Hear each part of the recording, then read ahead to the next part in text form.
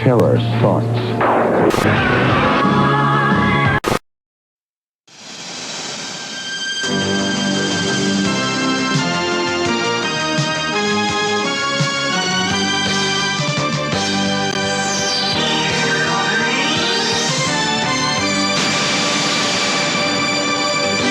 海岸贡献。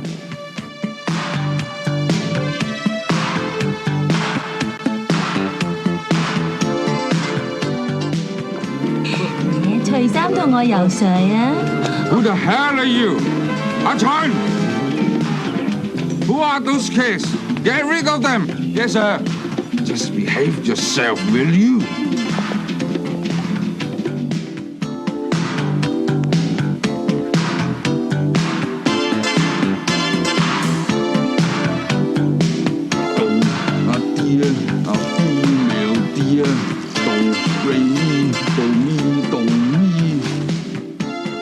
Hi, I'm Bill Randolph from Friday the 13th, Part 2. Listen, you gotta check this out. The Hysteria continues. Be there. Yeah, well, thank you for checking us out once again. Welcome back to The Hysteria Continues. And this is episode 320. And I think this may be the first time we've gone to Hong Kong. I don't know, but this is my choice. Escape from Coral Cove from 1986, which is, I just reviewed it on Hysteria Live, so I won't go into too much about it just at the moment. But I think if you know, one of the things that we kind of love doing, or one of the things I especially love doing, is looking out for slasher movies from other countries. You know, we talked about it before, is quite often when we have releases, we do the big tentpole movies like the Friday the 13th or the Halloweens, we get a lot more people listening, which is kind of understandable. But actually, a lot of the time, it's kind of almost everything's already been said about those movies. So actually celebrating the strange and the quirky and then the relatively underseen is something that kind of gives me joy. And at this time, we're going back to probably the most 80s film you may ever see, arguably. But Erik, are you wearing Dealey Boppers in preparation for this? I left my Dealey Poppers in the attic, I'm afraid. Oh, that's a shame. They haven't seen the light of day since Tuesday. Okay, well, fair enough. And Nathan, being the baby of the podcast, what was your... You were alive in the 80s, weren't you? Yeah, I was born in 1980. Blimey, so you're a child of the 80s? Yes, I was 6 when this came out.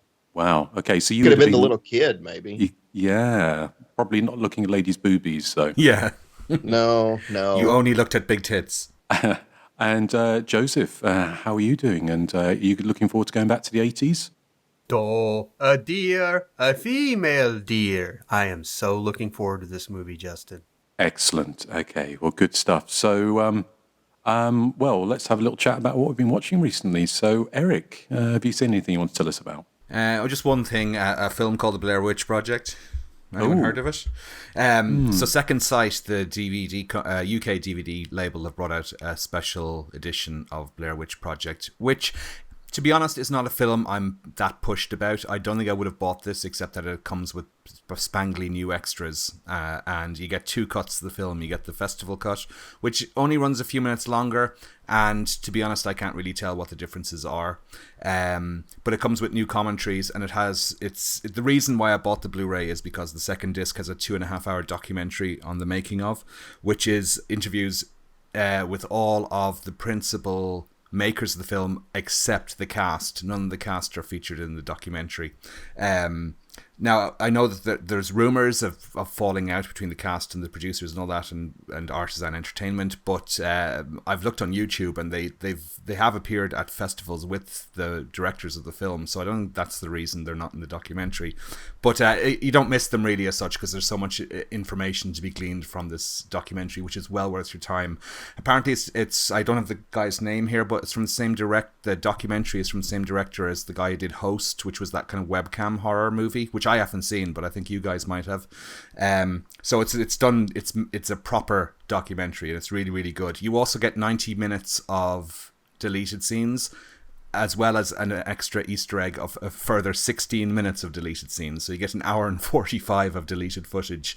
And then you get sort of that Curse of the Blair Witch documentary that was aired on was it Sci-Fi Network back in the 1999 to kind of help promote the movie.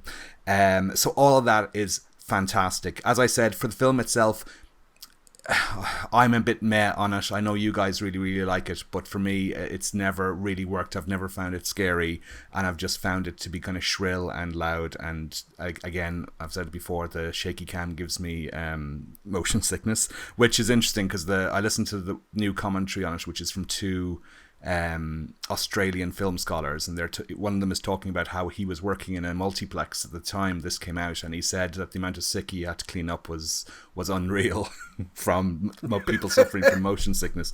So I found that reassuring. It wasn't just me.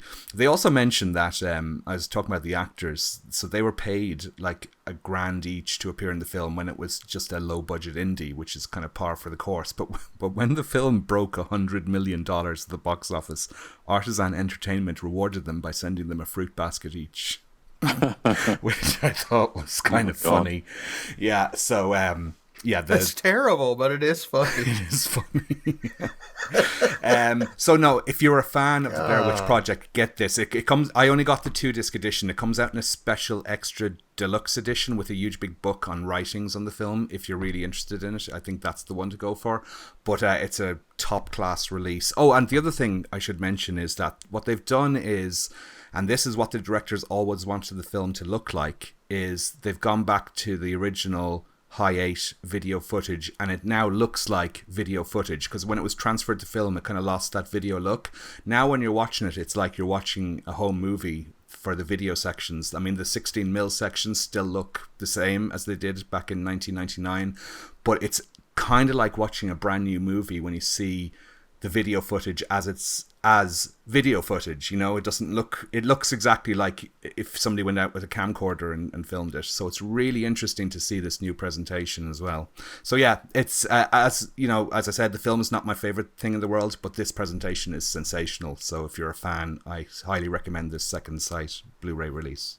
Well, it's interesting you were mentioning about the people who acted in it, because I did see something within the last couple of months, I think, where they were protesting about the fact that they were treated very badly and weren't rewarded for their kind of participation, particularly. So that may be the reason they're not involved in it. Yeah, but they like, as I said, they've appeared at conventions with the two directors of the movie, like this year. Like they were in Manchester in February or March of this year with the directors. So maybe it's with Artisan Entertainment they have the beef with. So maybe that's it. Yeah, possibly. I don't know, but I did see something. I can't remember exactly what was said, but there was some thing about them. And I can imagine that kind of festivals are pretty lucrative, aren't they? Because I know they are for kind of many people that have been in the kind of horror movie, sort of older horror movies have kind of made quite a lot of money from festival appearances.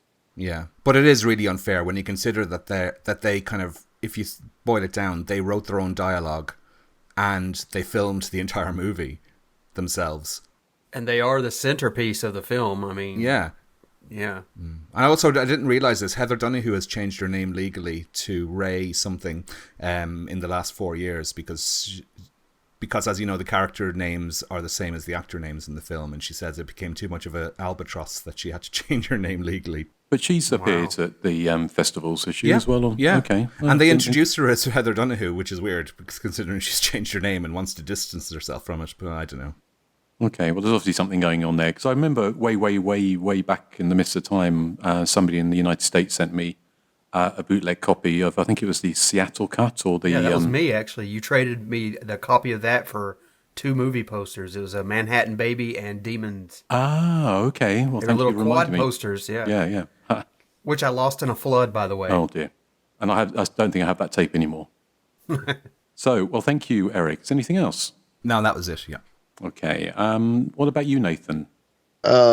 I haven't seen much because, we just recorded last week, but I am watching a show called Grotesquerie. It's a new Ryan Murphy show. He does all the American Horror Stories. So if you don't really like those, you're probably not going to like this. So I probably wouldn't recommend it for anybody, like that. Now, if you do like those kind of shows, then I think you'll like this. It's kind of about a serial killer he's like a religious fanatic. I'm still not sure if it's a whodunit or not, but it's basically him killing and staging these crazy homicides, like crime scenes. And Niecy Nash, who I really like, is playing the lead detective that's investigating him, and he's kind of taunting her throughout, leaving her personal messages at the crime scenes and stuff. And some of the crime scenes, though, are very well done and very creepy. He posed one with all these victims, as the Last Supper. And it was a really crazy image that, I'll definitely remember. I mean, overall, I'm really enjoying the show.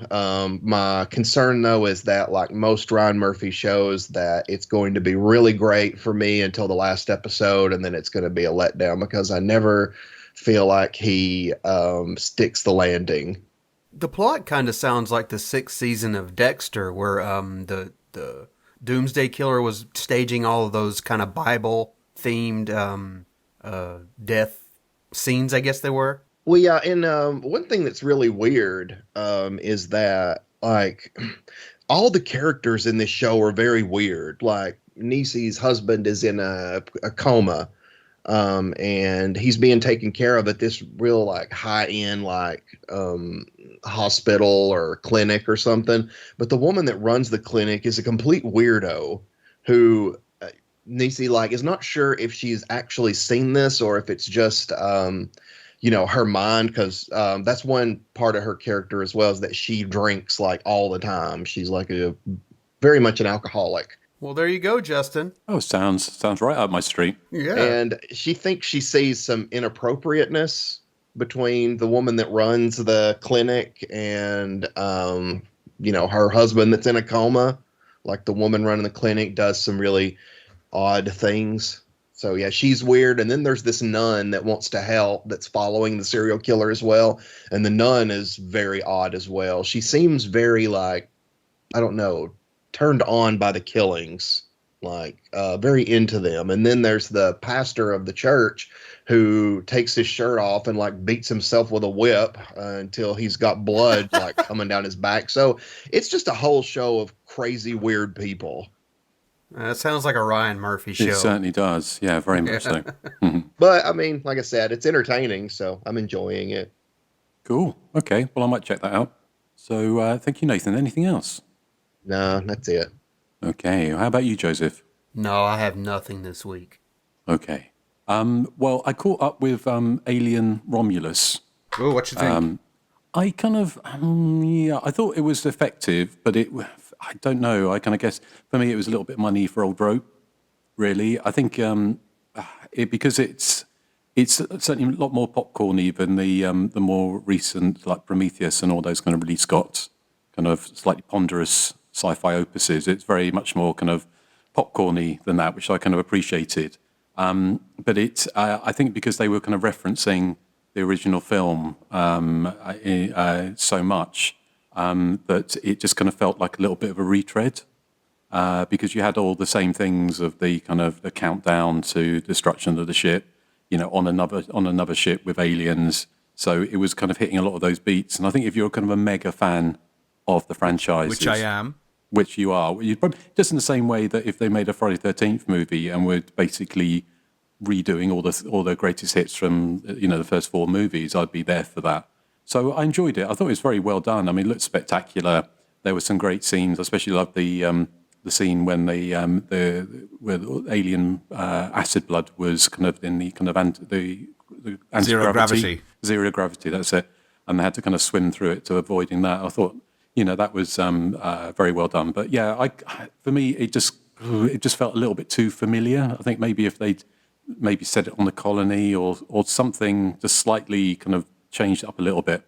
But again, if you're a mega fan of the franchise, then I'm sure, like you say, I mean, you really enjoyed it, didn't you? I did, yeah, and I love the ponderous ones as well. I love Prometheus and Alien Covenant, so I love all things Alien. I even kind of like Alien vs Predator. Alien vs Predator Requiem, I don't like, but the rest of the series I think are good. Well, Alien Resurrection isn't great either, but yeah. So I'm very forgiving of any kind of flaws they have, as long as they're not too overt. I did like the fact that they kind of brought Ian Holm back. That's the point that most people have beef with, is the Ian Holm CGI return. I can see that. Presumably they've kind of sort of cleared that with his family. Yeah, they got permission from the Ian Holm estate to do that. Yeah. Yeah, because I can imagine going forward in the next few years, we're going to see a lot more of that, aren't we? Like cameos from dead actors. Ooh, I like to see Bob Hoskins return in like a porno.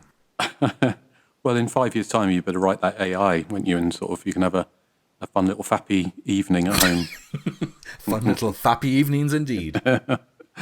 So, Joseph, did you catch it yet? No, I can't remember the last Alien film I saw. I think it was Prometheus at the theater. I'm not a huge... I love the first 2 Alien movies. After that... Well, the first 3 I love. After that, I kind of tune out. Okay. And of course, Nathan, we know you're not the biggest sci-fi fan, although I think you might enjoy this one. It's a bit more popcorn. It's by the director who did the Evil Dead remake. Oh, yeah. And I liked the Evil Dead remake. I didn't love it, but I liked it. Well, he did Don't Breathe as well. Fede Alvarez. I'm not opposed to watching some sci-fi. What it really boils down to is Wes, like if he's interested in something and he'll watch it if it's sci-fi, and then he'll be like, I actually think you'll like this one. And then I'm like, okay, I'll give it a shot. And sometimes I do. Sometimes I don't. It depends. I tell you what's really, I think is if it's horror sci-fi, I could be much more forgiving. I just don't like when they fight like wars in space. It's just, ugh. Yeah, I'm with you on kind of that one. I'm not a huge Star Wars fan. I don't like when it's politics and war in space. I prefer when it's, aliens or the unknown, like 2001. But see, if there was more like scenes in like a spaceship of girls saying, let's try on, Melanie's clothes or something, and they try on different space outfits, like I would absolutely watch that. Let's eat Melanie's space ice cream. Yes, and I would watch that as well. So the only other thing I was going to mention, I rewatched 13 Women from 1932. I thought it was probably time, considering on Hysteria Lives it says slash movies from 1927, and the most recent one was from, the oldest one on there is from the mid-50s, I think, or the late 1959, I think, of Covergirl Killer. So I thought it was probably time to have a look back at some of the kind of very, very early proto-slashers, and 13 Women is kind of often said to be the earliest slasher movie, although I kind of rewatching it, it's certainly got a lot of things that would kind of become quite common in slash movies. Does somebody eat Melanie's ice cream in it? No, but that would certainly forward echo, if that's the right word. But it's going to be in this one. It's a woman, Myrna Loy, who was spurned by her sorority sisters because she was Asian, and then years later she kind of basically gets in with a swami and sends all the women horoscopes about the horrible ways they're going to die, and then they start dying. They kind of start dying by these ways, either or are driven mad. So there's scenes in it where she does things like crosses out photos in a yearbook, which is very much like you saw in something like Prom Night later. A lot of it takes place on a train, which is kind of similar situationally, at least, to Terror Train. And you've got like a 1-by-1 body count. It's not really, it's got a lot of things, but if you go into expecting a slasher movie, you'll probably be disappointed. But I think it's going to, for me, and if you've got an interest in how the kind of slasher movie kind of came to kind of coalesce into that kind of perfect diamond of Halloween in John Carpenter's Halloween in 1978, then it's kind of fascinating to see all these kind of little influences.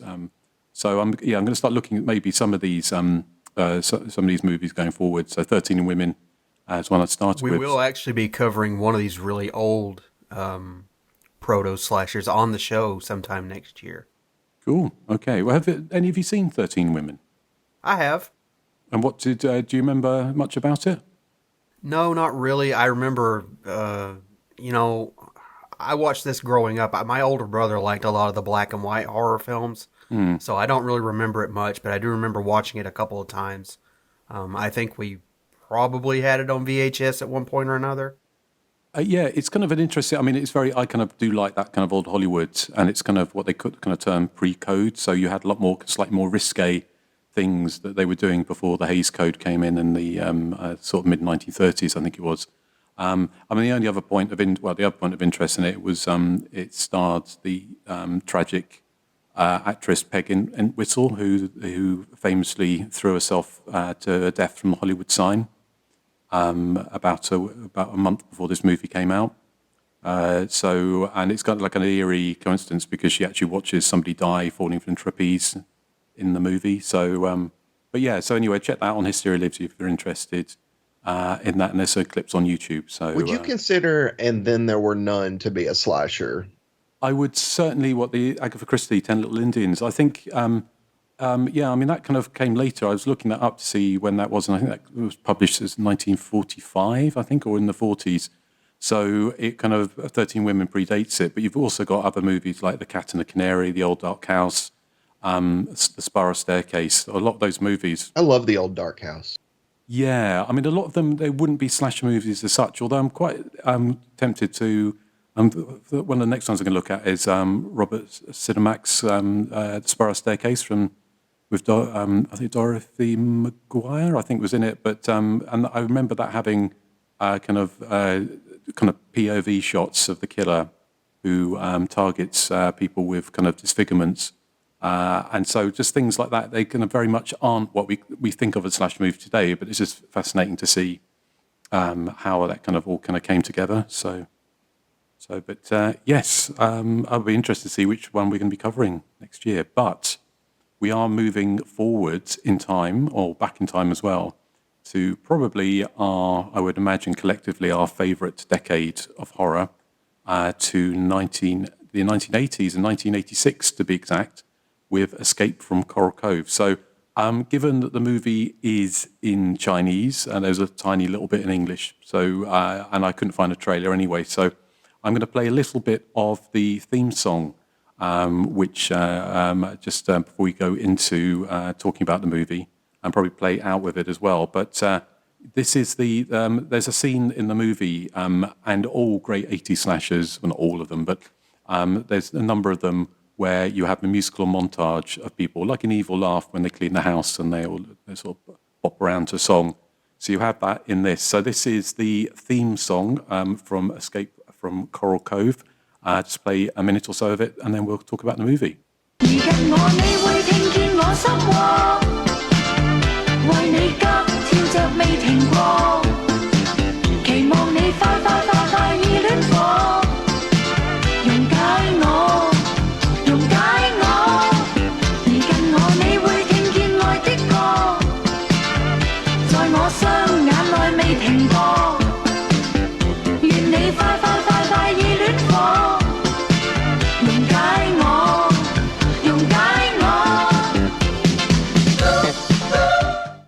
A highly entertaining hunk of slasher cheese that liberally lifts from Halloween and even Jaws. A group of jet-setting teens vacationing on a yacht are menaced by an aquatic supernatural killer pissed off because he died a virgin. Dripping in Dayglow 80s exuberance, catchy synths, and featuring a Donald Duck festoon swimsuit. The emphasis is on fun, with the usual mix of slapstick and suspense typical of Hong Kong cinema from this time. So that's the kind of opening paragraph from my review on Hysteria Lives for this 1986 slasher movie from Hong Kong. Now, we'll probably talk a little bit more as we go on about some of the other slashers from Hong Kong. For me, I think it's kind of fascinating looking at some of the international slashers that were influenced by Halloween and many of the other slasher movies coming out of North America. And this one definitely wears its influences on its sleeve. There are scenes which are lifted straight out of Halloween. It's explicitly one. I'm sure if you're listening, you're familiar with John Carpenter's Halloween and the scene where Dr. Loomis is outside of the Smith's Grove Sanitarium with the nurse when Michael Myers escapes, and then he runs across the top of the car and then smashes the window and grabs her neck. there is a scene in this which is kind of replicated almost entirely, almost shot for shot. The only difference is that the guy, being the Dr. Loomis character, who isn't really a Dr. Loomis character, for some reason sings songs from The Sound of Music while he's having a piss, which you may have heard a little bit at the beginning of this. But having said that, it's one of those movies that for me, I was watching it and I just had a big smile on my face because for a lot of people, you were watching this movie, you would think it's complete and utter shit, basically. If you're expecting a suspense slasher, because the majority of the first half of the film is just these teenagers on the yacht, the Pink Panther, arguing, bitching, going water skiing, listening to music. You've got a little kid who's looking at ladies' boobies. You have kind of it's kind of Sally-style strops on the beach. That's my favourite part. I thought it probably would be. But as it kind of gets to the second half of the movie, then you have this kind of very strange kind of Michael Myers-esque killer who is this kind of supernatural kind of being that was drowned in liquid concrete before he could marry. So he died a virgin. And I know it's not explicitly said why he's killing people, but he comes up from the depths looking like I don't know, cross between Kermit the Frog and some kind of zombie. Covered in seaweed, and then he transforms into this kind of handsome teenager, but he carries on killing throughout. So at the end of the movie, you have the kind of him slowly walking after people in the best Michael Myers style appearance.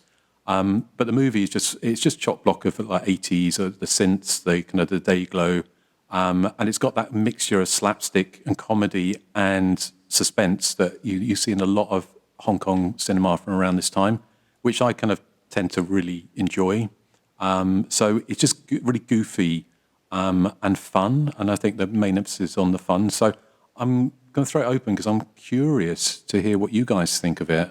So Erik, you've already said your favourite scene is when there's kind of like basically a huge strop happening on the beach.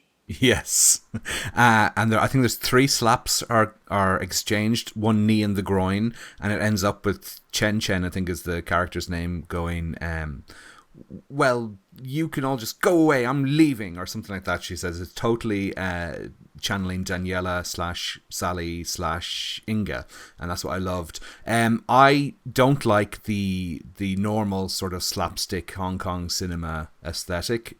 What was that film that you and Joseph did a commentary for that I really hated? The Deadly Camp. Yeah, the Deadly Camp. That was, I really, really did not like The Deadly Camp. And so when we were tasked with watching Escape from Coral Cove, I was like, okay, I'm going to expect another Deadly Camp. Everyone else will think it's brilliant and I'm going to think it's rubbish. But what I kind of liked about this was it's more or less played straight. It feels like it's not as overtly comedic as The Deadly Camp. I didn't find. I felt that much of the humor came from mistranslated subtitles or badly translated subtitles and the 80s vibe and just odd inclusions like the middle-aged man who urinates while singing Doa Deer, a female deer, which was totally bizarre. I tried watching this from the start on my television, but for some reason the TV was cutting off the subtitles at the bottom because they're right at the bottom of the screen on the YouTube print we're watching. So I found that really frustrating. Not that you need the subtitles to follow the plot, but part of the joy, as I said, of the film is reading subtitles that are translated like "We only looked at big tits," which is grammatically not great but utterly hilarious. So I had to watch the rest of the film on my laptop, which I don't particularly like to do, but I did find the film to be a lot of fun. I love the start of the film where there's a woman swimming, and this is probably the Jaws reference you were giving away, Justin, was she finds a severed head floating under the sea. And then it cuts really abruptly to that slap bass funky song that you just played there, which I thought was a brilliant bit of editing. And that music is just utterly fantastic. It kind of reminds me in places of Billie Jean by Michael Jackson, but it just gives off this sort of funky mid-80s vibe, not unlike the wonderful Kajagoogoo. So that's why I was just sort of so in awe of that piece of music. I did notice the Halloween riff. It'd be very difficult to miss it, where, you know, the is it Roy is the name of the undersea character who returns from the dead, where he jumps on the car. I thought that was really, you know, just hilariously. It was like the way Bollywood sort of, you know, does scene for scene recaps of Western films. I thought that was great fun. I also like the lyrics for the song you just played come up on the subtitles, and it includes the wonderful line, "Dissolve me, love me more," which I think is really cryptic. I want to be dissolved by Bob Hoskins. I don't know what that means. I suppose if there's a flaw with the film, maybe the hijinks of the first hour possibly goes on a bit too long. Maybe in a better, like I always say this, like watching VHS quality prints, it doesn't hold my attention as much as watching a sort of a pristine Blu-ray. I think I'm just spoiled by the DVD and Blu-ray revolution of the last 25 years. But I find VHS copies of films just hard to you know, stay focused on, I suppose. So that first hour possibly dragged, although I did love the sort of the love quadrangle that was developing between Chen, Sansan, and Irene, and Alex, who seems to be this Lothario that none of them can resist, because I think he tries it on with all three at one stage, and then Chen's strop on the beach is just utterly wonderful, although she's like about 5 yards offshore and she gets killed, but nobody notices. And the fact that leading up to the strop, she was for some reason pretending she was dead drowned in the sea. I don't know why. And her boyfriend is giving her mouth-to-mouth resuscitation, and then she reveals it was all a prank. I don't know quite what her point was, but it leads to the people throwing slaps at each other, which was fun. The slasher stuff, it's kind of well put together. You know, as I said, it's lacking that sort of gurning and slapstick of other Hong Kong horrors, which surprised me when you said, Justin, that you loved the sort of the slapstick humor in the film. Maybe I need to rewatch it. I just didn't pick up on a lot of it. I felt a lot of it was just unintentional and due to sort of the age of the film. I did like the bit where San is running away from the killer on the beach, and the camera is kind of over cranked, so it makes it look like she's running in sort of, you know, sped up motion, like she's in a Smokey and the Bandit movie. I like the exorcist in the film. This guy, this sort of Ghostbuster, I suppose, who's brought on to try and stop Roy. His attempt to stop the killer is by sticking what looks like two large post-its on his back, which doesn't do anything, needless to say. And so they're eventually reliant on Gus, who is the young kid who quotes the fabulous line of dialogue, "We only looked at big tits," and who disguises himself as a laundry basket. It's up to his scientific wizardry, much like Tommy in Friday the 13th, the final chapter. They need him, but he comes up with this sort of aquatic creature exploding serum for that he has for a science project at school. I don't quite know what it's all about, but that's what they use to sort of, you know, defeat the killer in the end. Spoiler alert. So it's uneven, but there's definitely enough silliness in there to keep it buoyant. I love the 80s aesthetic, the badly translated subtitles, the soap opera elements were great, and the presence of not one but two Ingas, because both Chen and San have strops at one stage. I'm not sure if I'd ever watch it in its YouTube presentation ever again, but if it came out on Blu-ray, I'd definitely be intrigued to watch it. Yeah, so yeah, thumbs up from me. Excellent. Okay, well, glad to hear it. And Joseph, how about you? Yeah, I had a lot of fun with Escape from Coral Cove, even if it was, you know, inconsequential.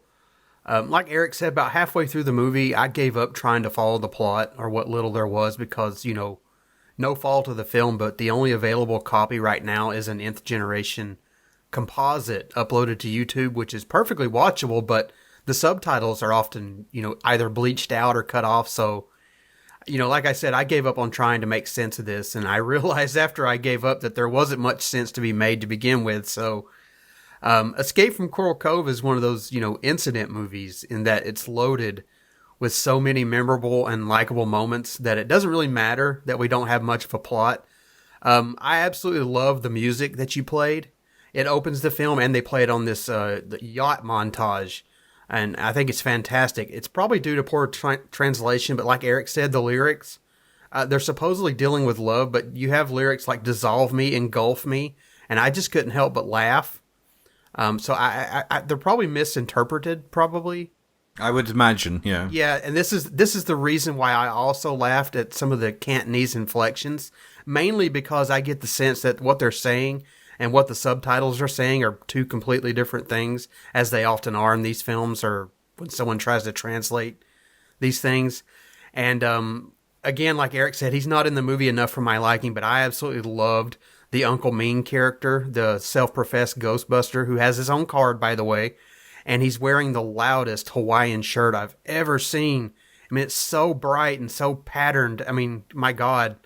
And of course, you have the like Erik again said. I think Erik read my notes here. The character, Sorry, the character of Chin Chin, who I was a little confused during that scene because I couldn't tell if she was pulling a prank or if she nearly drowned by her own hand.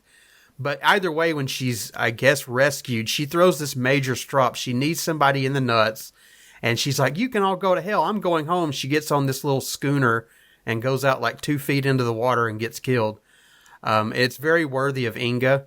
As a slasher movie, I'm not sure it works all that well, though honestly I didn't really care with all the little idiosyncrasies on display.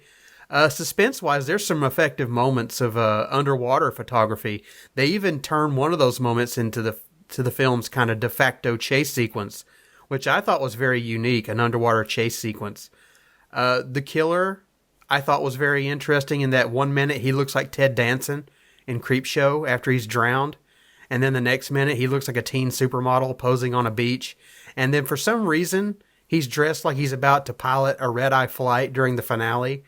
I was like, is this Captain Sully Sullenberger, or is this like some, Oriental killer? I don't know. It's just a strange movie all around. I mean, it's dripping in that 1986 kind of excess. But though, did you notice on the opening credits, Justin, there's a 1987 copyright stamp date on it? No, but I know it was released to cinemas in '86, so maybe the '87 was when they released the Laserdisc and the VHS, perhaps. Yeah, probably.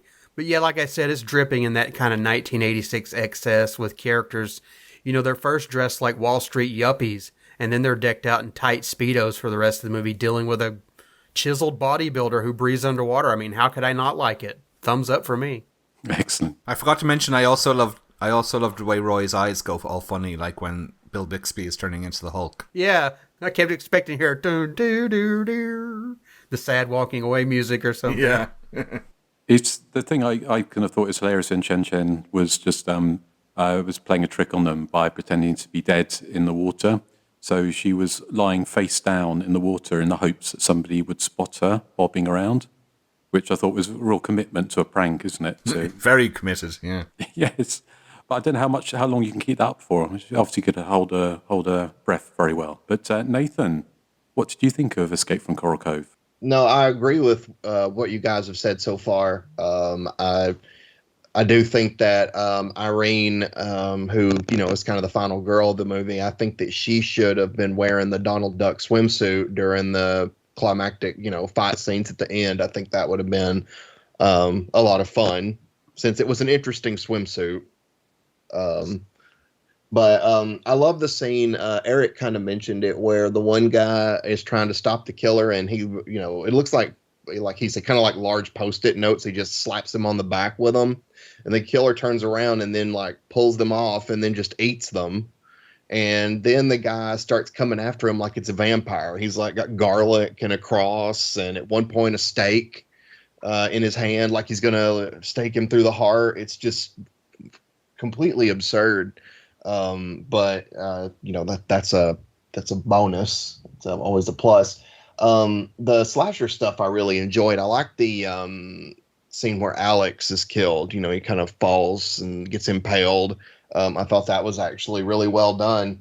I enjoyed that part. I like when Irene stabs the killer and all this water just comes like bursting out of him. Oh, that's so cool, that scene. Yeah, I love that moment. But yeah, and overall, I think it's just a fun movie. I never thought anything was very, nothing was really taken seriously, obviously, in this movie. I mean, there's even the scene towards the beginning where the one guy, I can't remember his name, Dak, he was shimmying up the pole on the sailboat. And then, like, as he's being lowered on the pole, this all sounds very rude. It does, doesn't it? But anyway, as he's going down, that sounds rude. As he falls each time, it cuts to Irene, and she's kind of doing this as he's dropping, and then he drops more, and she's like, and he drops more. It's so stupid. I loved it. I absolutely loved all the characters, and of course, with the whole scene with Chen Chen on the beach when she, has her meltdown. It absolutely is a Sally Inga, kind of moment. She didn't have the sleeves, but, she still was channeling them in some way. Oh, and another thing, it's what Justin was mentioning about that scene from Halloween. It is identical, nearly. The shot of the killer, like, jumping on the car from behind, the woman rolling the window down only to get grabbed, and then, like, kind of scurrying over to the passenger side of the car, and then he busts his hand and gets the window. I mean, it's really is like you said, it's shot for shot, like, ripping off Halloween. But I don't mind that. I actually find that to be a lot of fun that they, kind of had the audacity to go there. It was fun, but yeah, I mean, thumbs up for me. I would watch any more of these kind of films because, I feel like we've seen all the 80s slashers, I guess the American ones, Canadian ones. I would definitely love to venture out more into some of these, honestly. Cool. Well, I'm sure there'll be some more in the future. We'll talk about some of the 80s, even earlier 80s slashers that came out of Hong Kong. But just wanted to mention probably my favourite scene is the one I played a little bit of the intro, is when the kids kind of go to that hotel buffet, and Dak gets accosted by the drunk lady, the sort of English or American white lady in a feather boa, who did my old trick was, I don't know if anyone always do that, if you go to private views, like for art shows, is that when there's a free bar or people going around with wine, is you would take 2 glasses and pretend you were getting one for someone else. So you could drink 2 glasses, and she does exactly that. So she was kind of my spirit animal. And I thought she was hilarious. What kind of hoity-toity lives do you think we live, Justin? Anyone going to these art shows and getting these wine selections? Dude, I'm having a hard time buying rice at the Walmart. Well, it's only because I went to art school. You see, that's what they're kind of... and then she's kind of like, she's a bit tipsy, and she suggests to Dak that they should go skinny dipping. And then her husband gets security to throw them out. And it's all said in really bad broken English, and he's kind of like a white American as well, but I think he obviously dubbed by somebody who wasn't white American, so everything just comes across as it's just kind of really silly and fun. I had a question. I was really lost because, like I said, those subtitles are cut off, but that scene where they venture out into that little island and there's those guys there who are speaking, I guess, kind of phonetic English. Did it have anything to do with the plot? Because by that point, I had no idea why they were there. Which guys are you talking about? I guess they were the army general guys. I don't know what they were, but they were definitely speaking English. They're like, get away from there. You're not allowed near that, or they're saying something like that.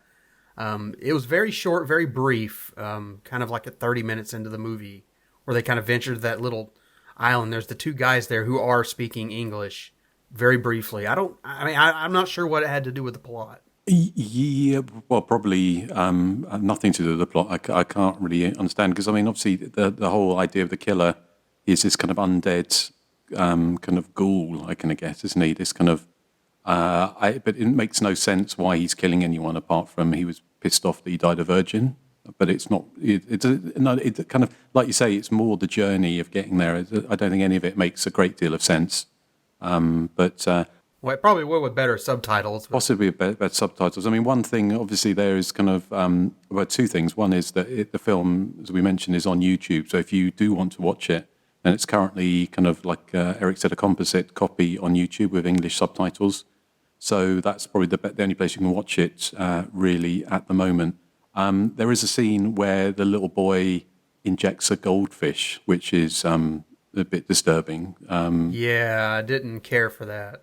No, so but it's unfortunate because quite a lot of the kind of Hong Kong horror movies I've seen, there's kind of some kind of animal cruelty. It was very brief in this, but I mean there was in the US horror movies in the 70s and sort of early 80s as well, but there seems to be a bit of a prevalence of that in some of Hong Kong cinema. But overall, everything is just so silly, and I love the fact that it's all basically ripping off Jaws with the idea that blowing up the killer because he's part fish, presumably part fish. So it's kind of just ripped off from any kind of Jaws rip-offs throughout the ages. I called that Chekhov's science experiment, that little kid's exploding stuff. I called it Chekhov's science experiment because you knew it was going to come back and play. Yeah. But is the serum only going to make aquatic life explode, or would it make anything explode? I wonder. Yes, I don't know, but it was so kind of telegraphed, wasn't it, that was going to happen? Yeah. But you know what? With the tone of the rest of the film, it wouldn't have surprised me if that had nothing to do with the plot at the end. That's true, perhaps. But I mean, it's kind of the other thing with like the kind of Hong Kong horror movies. You got the slapstick, which I think it was talking more around the kind of the scene when the little boy, when he's I think it's Chen Chen or one of them goes, or Irene goes to check out the house next door where they meet Dak and his little brother, and the kid is disguised as a laundry basket, and it's just moving around the floor. I don't know how it's supposed to move around the floor. And her reaction is sort of like, ooh, rather than being scared, she's kind of like, oh, how interesting. The basket's moving all by itself. And how would you even do that if you're inside a basket? You'd have to cut the bottom out of the basket. Yes. And that kid looked a little bigger than that basket. That looked like a tiny little tissue basket. It didn't look like something a kid his size would fit into. Yes, it's all very silly. But it was kind of the other thing I was going to mention was that a lot of the Hong Kong slashers kind of deal with the kind of supernatural, so they kind of threw everything but the kitchen sink into this. So you have obviously Roy, aka the creature, is this kind of supernatural ghoul that's for some reason has come back to life, and is kind of keeps sort of shape-shifting into sort of different sort of like this kind of handsome teenager. But you've got the kind of the exorcist or the Ghostbuster who turns up. It's very kind of, a lot of Hong Kong cinema kind of deals with the kind of supernatural. So they kind of basically threw everything at this. And I love Uncle Ming's storytelling. Like, they are transfixed with him when he's telling the backstory of Roy. Like, and just that Hawaiian shirt, like, just grabs everyone's attention. I love it. Yeah. But, I mean, shall we find out what... I mean, I'm sure there's a lot of people who haven't seen this movie, because it's a movie I didn't even knew exist until I saw a post on it on Facebook a few months ago. So I'll talk a little bit more about sort of some of the other Hong Kong slashers. If you watch this and you've got a bit of a taste for them, then I can recommend a few more. But what was the kind of consensus on the group? I'm presuming not many people had seen it before. Well, Justin, you did it. You picked a movie that garnered the lowest number of comments. We had 5, and only 3 had anything to say about the movie. Only 2 had anything to say about the movie. Ingo Dirkschneider writes, "It's got a certain charm, probably owing to its low production values and overly excited acting, but I didn't find it that captivating. There's some very good ideas hidden in there, but you have to wade through a lot of young people having fun on a boat trip scenes first just to find that the execution of those ideas could be much better." And our friend Joshua Grattan says, "Not the best of the Hong Kong slashers. That would probably go to Love Massacre, He Lives by Night, Heartbeat 100, or The Red Panther. But definitely a fun romp that should be more well known. Love the hangout beach vibes." Follow us on Facebook and Instagram to know what we're doing ahead of time. Listen on all podcatchers, both good and terrible. Though for purely selfish reasons, please consider our YouTube and Patreon feeds. Over 200 plus bonus episodes, commentaries, quizzes, and top 3s on Patreon. We've done it all. That's patreon.com/The Hysteria Continues, and you can drop us a line at The Hysteria Continues, all one word, at gmail.com. Justin. Yes, and also we are, after we've finished recording this, we're going to be doing our Patreon episode on One Dark Night from 1983, which should be a fun one to revisit. So But well, Joshua Grattan talked about some of the other Hong Kong slashers. I'd probably say that the best one, if you're looking, is He Lives by Night from 1982, which is kind of Dario Argento influenced slasher, which is pretty well done and a little bit lighter on the comedy as well. And it's got a kind of cross-dressing killer who kind of kills women with a box cutter, but it's very much it's very much influenced by North American slashers. And there's a great scene where he kind of goes after a kind of a female DJ, which I imagine was kind of sort of borrowed from the scenes in The Fog. But yeah, and there's a great scene in that where he kind of disguises himself, where he hides behind a Coca-Cola vending machine, which is actually more suspenseful than it sounds. Have any of you guys seen He Lives by Night? No, I'm aware of it, but no. I remember that one also has some really over-the-top 80s stuff in it, so which I think Erik would enjoy. But a few others that I mentioned. There was The Devil Returns, which was also from 1982, which is a kind of another kind of Halloween kind of clone, but again with that kind of supernatural tinge. But it's kind of more kind of a remake of When a Stranger Calls to some degree. It's very much kind of and with shades of Black Christmas thrown in there, with a woman receiving kind of menacing phone calls. But I remember that one being fairly supernatural. But we've mentioned the Deadly Camp, which myself and Joseph did commentary for Vinegar Syndrome's Hong Kong Horrors, or whatever it was called. I can't remember but it was one of the films on One of those box sets, yeah, which was from 1999. But that was very much kind of a throwback to films like The Burning.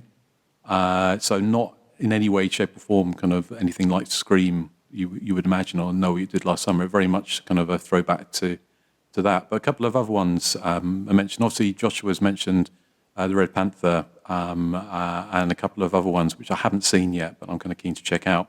There was a Resort Massacre in the year 2000, which isn't a slasher movie until about halfway through, and then someone dresses up as Ghostface from Scream and starts killing teenagers.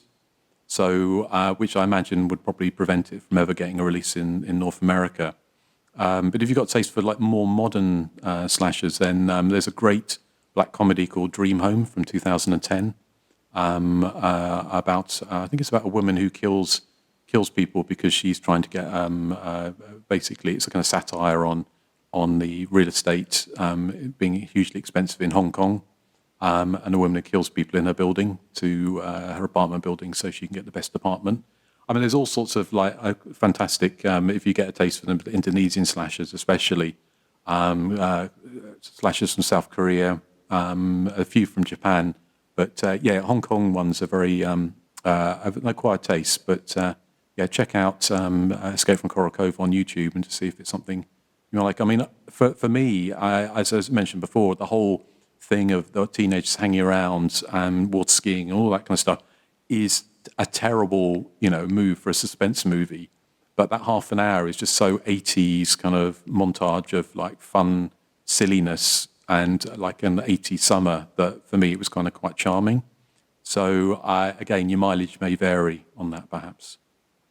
But I don't know if you guys got any other comments, or is there anything you've seen, what you want to talk about? Or not much from me. I did learn, and you mentioned this in your review, Justin, that the director, co-writer Terrence Chang, he was an instrumental money man on most, if not all, of John Woo's American action ventures from the 90s, like, Hard Target, Broken Arrow, Face Off, and he was also a producer on the only movie I've ever walked out of, and that's the Big Hit from 1998. But that's all I have on background. Why did you walk out of that movie? I don't really remember. It's the one with Mark Wahlberg and Lou Diamond Phillips. It just wasn't clicking with me. It was just really annoying, so I walked out. I haven't seen it since. Maybe I need to give it another chance. Maybe I was in a bad mood. I don't remember, but I walked out of it. Well, fair enough.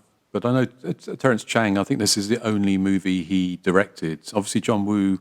Was it John? Who directed Freddy vs. Jason? Was that John Woo? Ronnie Yu. Oh, Ronnie Yu, sorry.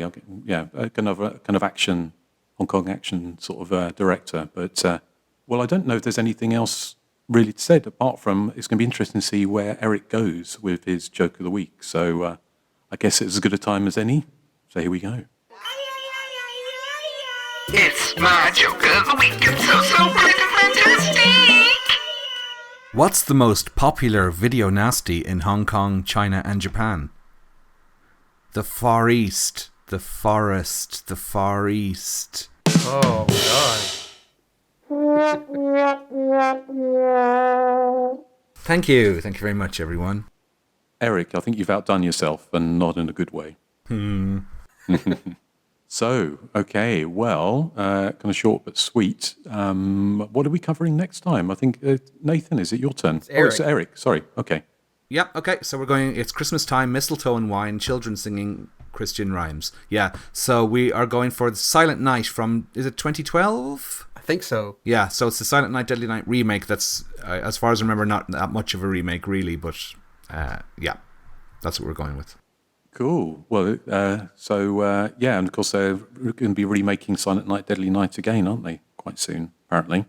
Yeah, I think so. Yeah, so excellent. Well, I'm not going to do what you said, Erik, and play out of Hong Kong Garden. Oh, I thought you would. Well, I'm going to play out of more of that wonderful theme tune. Of course, yes. From this movie. So if you like this theme tune, Justin, then it means you like Kajagoogoo.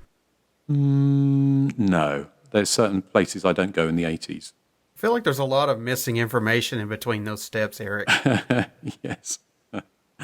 Okay, right. Well, thank you for listening, and thank you for joining us on our trip over to Hong Kong. And so we're back on North American soil next time with Silent Night. So that should be a fun one, hopefully, if I remember correctly. But yeah, we'll catch you next time on The Hysteria Continues. So thank you for listening, and say goodbye to the good people. Bye. Goodbye. Bye. Oh, a deer, a female deer.